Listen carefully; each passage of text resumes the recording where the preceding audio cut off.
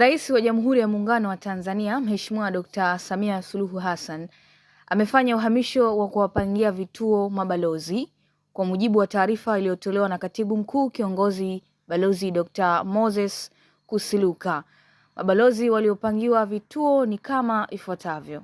Balozi Togolani Edris Mavura amepangiwa kuwa mwakilishi wa kudumu wa Jamhuri ya Muungano wa Tanzania katika Umoja wa Mataifa New York. Balozi Mhandisi Cyprian John amepangiwa kuwa balozi wa Jamhuri ya Muungano wa Tanzania nchini Zimbabwe. Balozi Salim Othman Hamad amepangiwa kuwa balozi wa Jamhuri ya Muungano wa Tanzania nchini Komoro.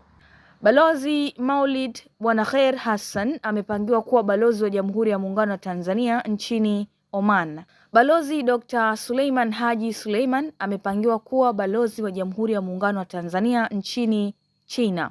Balozi Luteni Jenerali amepangiwa kuwa balozi wa Jamhuri ya Muungano wa Tanzania nchini Cuba. Balozi Swahiba Habib amepangiwa kuwa balozi wa Jamhuri ya Muungano wa Tanzania nchini Sweden. Na Balozi Musa Haji Ali amepangiwa kuwa naibu mwakilishi wa kudumu wa Jamhuri ya Muungano wa Tanzania katika Umoja wa Mataifa New York. Imetolewa na mkurugenzi wa mawasiliano ya Rais Ikulu.